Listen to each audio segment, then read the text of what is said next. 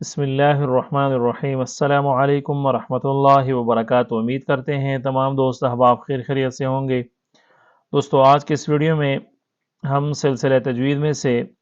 سورۃ البقرہ کے آیت نمبر 182 اور پارہ نمبر 2 کی رکوع نمبر 7 کو تجوید کے ساتھ سیکھیں گے۔ تو دوستو، سبق کے شروع کرنے سے پہلے آپ سے یہ ریکویسٹ ہے کہ ویڈیو کو آپ نے مکمل واچ کرنا ہے، کیونکہ آپ جس مقصد سے آئے ہیں اس چینل پر اور اس ویڈیو کو جس مقصد سے آپ نے اوپن کیا ہے، تو اللہ کے فضل سے وہ مقصد آپ کو پورا ہوگا، لیکن پورا اس وقت ہوگا کہ آپ جب ویڈیو کو مکمل دیکھو گے، چونکہ یہ صرف 7-8 منٹ کا سبق ہوتا ہے۔ ویسے بھی آپ کافی سارا ٹائم سوشل میڈیا پر گزارتے ہو، ٹک ٹاک، فیس بک، یوٹیوب وغیرہ،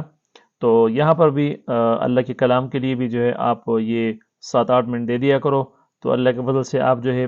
مختصر وقت میں قرآن کریم تجوید کے ساتھ سیکھ جائیں گے۔ یہ سورہ بقرہ کے اگر آپ کوئی 5-6 رکوع اچھی طریقے سے تجوید کے ساتھ سیکھ گئے تو سمجھ لو کہ آپ پورے قرآن کو تجوید کے ساتھ سیکھ گئے۔ اور قرآن کریم کا جو اصل تلاوت ہے وہ تلاوت ہی تجوید کے ساتھ ہے۔ تجوید کے بغیر قرآن کریم پڑھنے کا کوئی فائدہ نہیں ہے، اور اس کی وجہ یہ ہے کہ اس کی معنی غلط ہو جاتی ہے۔ اگر آپ تجوید کے ساتھ قرآن کریم نہیں پڑھ سکتے تو اس کی معنی جو ہے، کیونکہ آپ اس وقت قرآن کریم کو غلط پڑھیں گے، تو جس کی وجہ سے جو ہے اس کی معنی غلط ہو جائے گی، اور معنی غلط ہو گئی تو اس کی وجہ سے نماز بھی گئی۔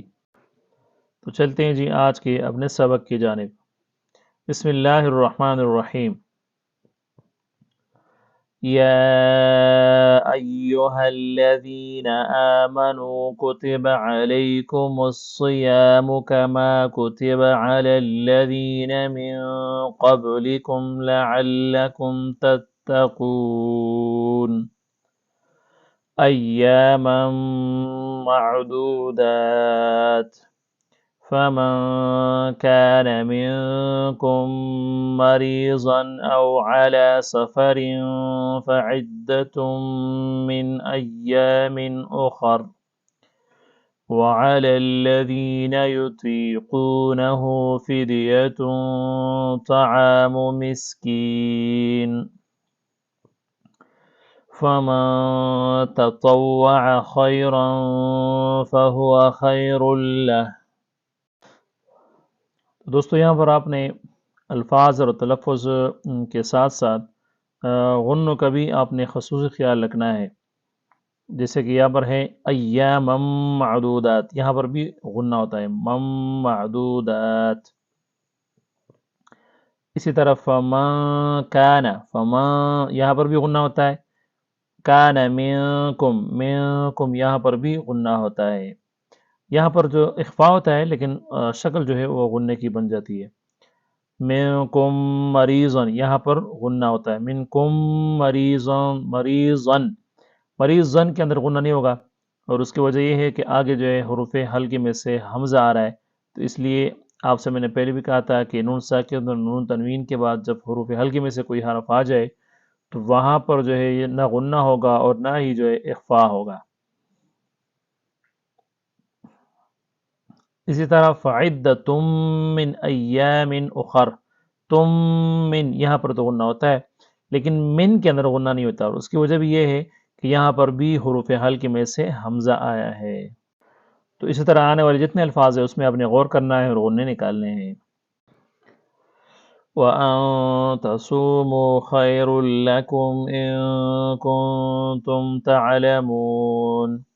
شهر رمضان الذي أنزل فيه القرآن هدى للناس وبينات من الهدى والفرقان، فمن شهد منكم الشهر فليصمه، ومن كان مريضا أو على سفر فعدة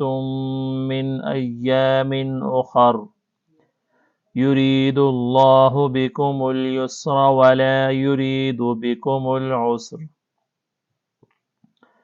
ولتكملوا العدة ولتكبروا الله على ما هداكم ولعلكم تشكرون، وَإِذَا سَأَلَكَ عِبَادِي عَنِّي فَإِنِّي قَرِيبٌ أُجِيبُ دَعْوَةَ الدَّاعِ إِذَا دَعَانِ فَلْيَسْتَجِيبُوا لِي وَلْيُؤْمِنُوا بِي لَعَلَّهُمْ يَرْشُدُونَ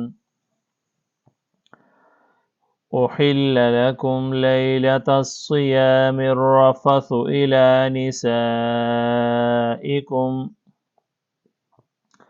هن لباس لكم وأنتم لباس لهن۔ تو دوستو اس کا سیکھنے کا طریقہ تو میں پہلے بھی بتلا چکا ہوں آپ لوگوں کو کہ آپ نے قرآن کریم کو لے کر اپنے پاس رکھ لینا ہے اور اس میں جو ہے آپ نے غور و فکر کرتے جانا ہے اور دیکھ جانا ہے کہ میں کس طرح پڑھ رہا ہوں۔ جس طریقے سے میں پڑھ رہا ہوں اسی طریقے سے آپ نے ایک ایک لفظ ایک ایک حرف کو دیکھتے جانا ہے، اس پر آپ نے انگلی رکھنی ہے اور اپنی غلطیوں کو ڈھونڈنا ہے، اور غلطیوں کو ڈھونڈ کر جو ہے اس کو جو ہے ان کو درست طریقے سے پڑھنا ہے، اور اس کا جو درست طریقہ ہے پڑھنے کا وہ آپ نے جو ہے سیکھنا ہے۔ تو اللہ کے فضل سے اس طرح جو ہے آپ آسانی سے قرآن کریم کو تجوید کے ساتھ سیکھ جائیں گے۔ علم اللہ انکم کنتم تختانون انفسکم فتاب علیکم وعفا عنکم فالآن باشروهن وابتغوا ما كتب الله لكم وَكُلُوا وَاشْرَبُوا حَتَّى يَتَبَيَّنَ لَكُمُ الْخَيْطُ الْأَبْيَضُ مِنَ الْخَيْطِ الْأَسْوَدِ مِنَ الْفَجْرِ ثُمَّ أَتِمُّوا الصِّيَامَ إِلَى اللَّيْلِ وَلَا تُبَاشِرُوهُنَّ وَأَنْتُمْ عَاكِفُونَ فِي الْمَسَاجِدِ تِلْكَ حُدُودُ اللَّهِ فَلَا تَقْرَبُوهَا۔